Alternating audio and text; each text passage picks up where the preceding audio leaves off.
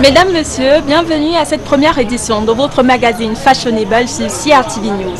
Au sommaire de cette édition, le retour aux cheveux naturels, une tendance mondiale connue sous le nom de Nappy. Entendez, Natural and Happy. Elles sont de plus en plus nombreuses, les Camerounaises, à faire le choix de ce retour aux cheveux naturels. Comment et pourquoi font-elles la démarche de ce retour aux racines africaines? On vous dit tout dans cet Inside.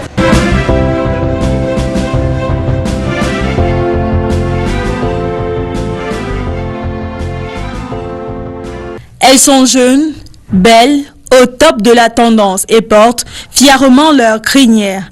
Les Nappy Girls réécrivent depuis quelques années les codes de la beauté africaine.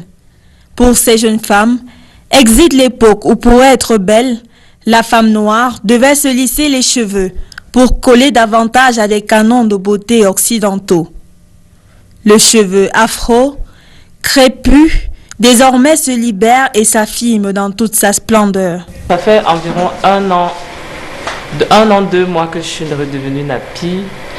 Au début, je le faisais juste parce que j'ai vu ma mère repartir aux cheveux naturels.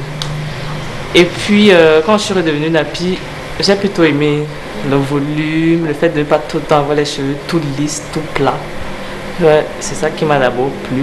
Je me suis rendu compte que le défrisage et tout ça, ça abîme beaucoup les cheveux parce que à la base j'ai beaucoup de cheveux.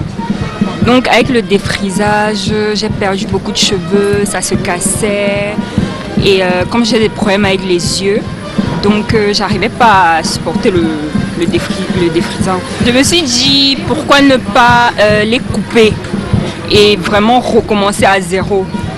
Et puis voilà, j'ai fait le pas, j'ai sauté le pas et puis je les ai coupés.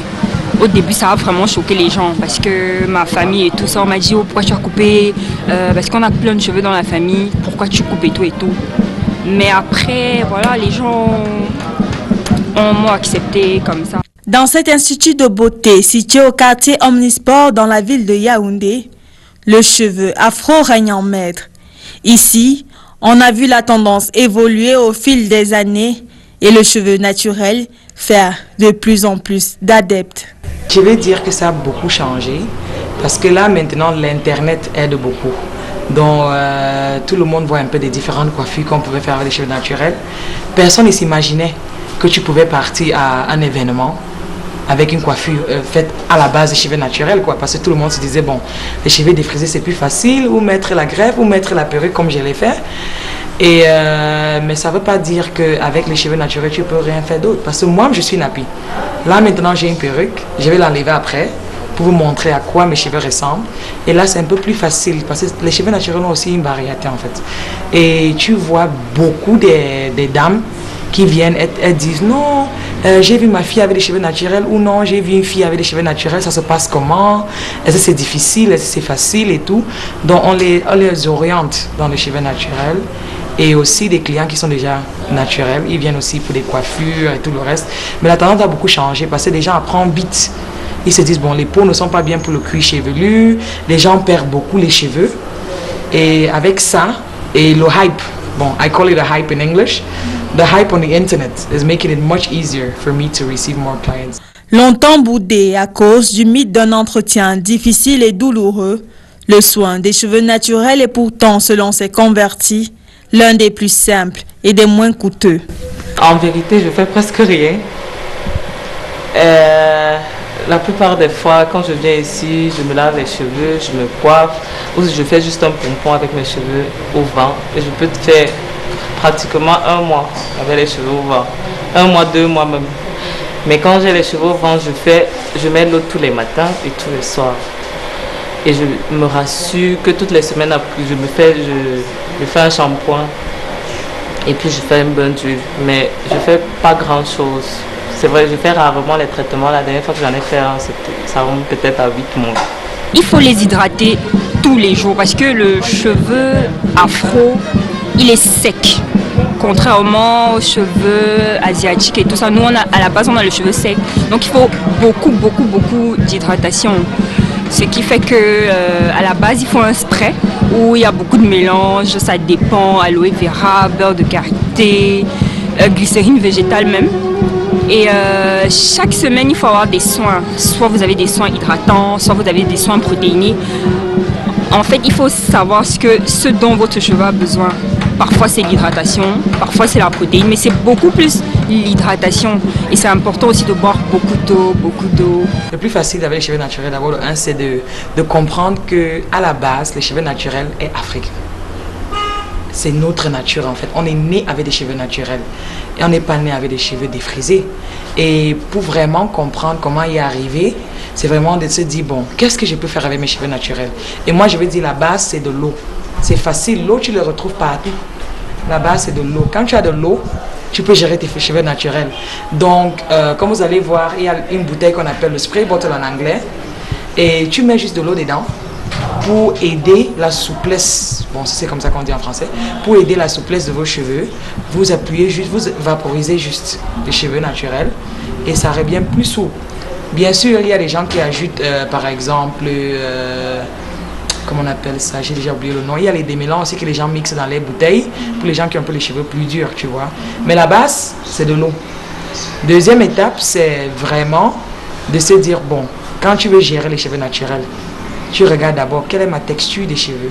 Parce que ma texture et tes cheveux ne sont pas la même chose. Quand tu as déjà déterminé quelle est la texture de vos cheveux, là tu peux te dire, bon, je fais comment? Donc tu divises. Juste pour laver les cheveux naturels, c'est facile. Tu dois laver minimum une fois dans une semaine.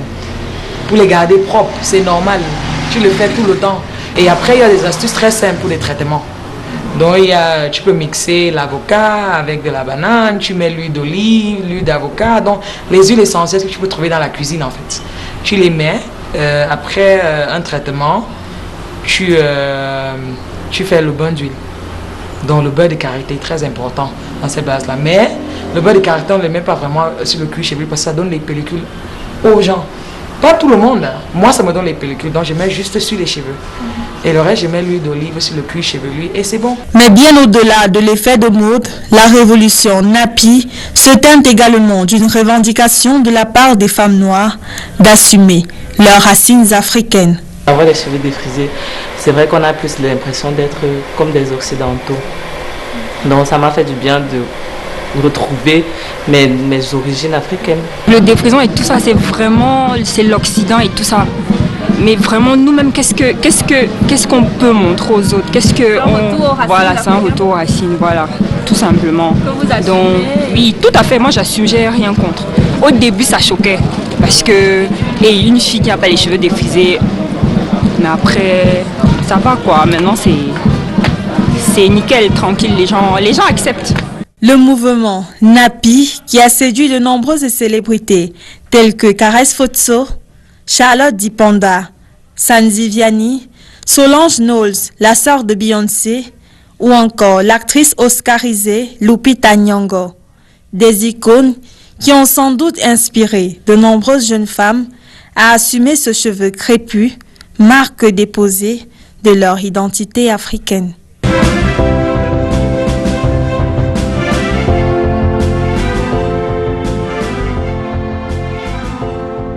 Mes cheveux, actuellement, ils ont 3 ans. Comment je suis arrivée à être nappy? Je parle de ma petite sœur en fait. L'aventure, c'était vraiment par hasard.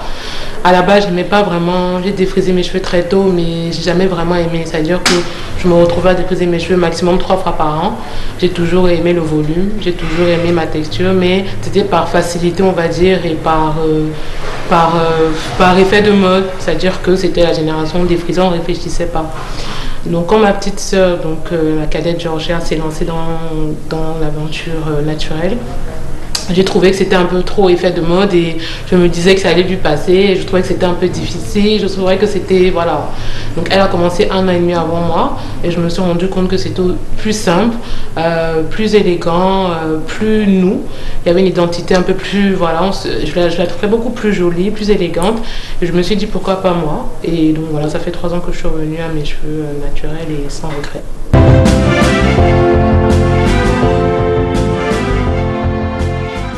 C'est vrai que mes cheveux font un peu mon identité. Tout le monde, que ce soit client ou mes collègues ou voilà dans mon environnement, m'identifie par rapport à mes cheveux. Après, je les garde pas tout le temps comme ça. Il arrive que je me coiffe, que je fasse des tresses ou que je fasse des tissages. À la banque, c'est pas toujours évident parce que ça peut paraître un peu artistique, comme on dit souvent, un peu décalé parce que c'est un milieu très corporate. Bon, il arrive que je les coiffe autrement. Je peux faire un bun, je peux les attacher en arrière et puis voilà. Et puis moi aussi fait, ce sont mes cheveux après tout, donc ils n'ont pas le choix.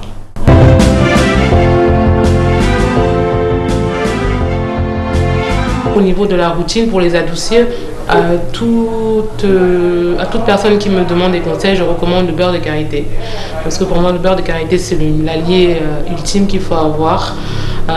Pourquoi? Parce que ça adoucit, ça coûte moins cher. Rapport qualité-prix, il n'y a pas mieux. Ensuite, il y a tout ce qui est huile d'avocat qu'on peut se procurer facilement dans les marchés. Il y a huile d'amande douce, huile d'olive, etc. Avec le volume que j'ai, au départ, j'achetais tous les produits industriels qu'on pouvait trouver avec les marques qu'on connaît, Kanto, etc. Mais le pot à 8500 et les 2 utilisations, c'est fini. Donc, j'ai appris à faire moi-même mes soins. Donc, j'achète une banane, un avocat, et puis voilà. Il y a plein de masques faits maison qu'on peut faire à moins de 1000 francs, et voilà. Donc, je pense qu'il faut juste faire des recherches. Tous les soins ne sont pas adaptés à tout type de cheveux. Chacun doit apprendre et comprendre ce que son cheveu aime. Et une fois qu'on a compris, on adopte et puis au fur et à mesure, ça prend.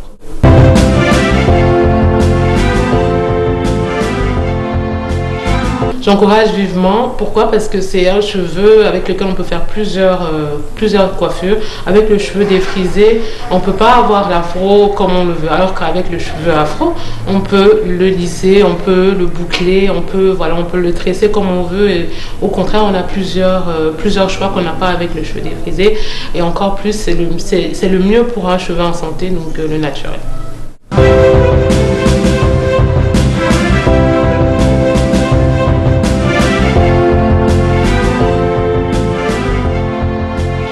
Mesdames, Messieurs, c'est sur ce que s'achève cette première édition de votre magazine Fashionable. Je vous donne rendez-vous la semaine prochaine pour un nouveau numéro. D'ici là, restez en compagnie des programmes de CRTV News.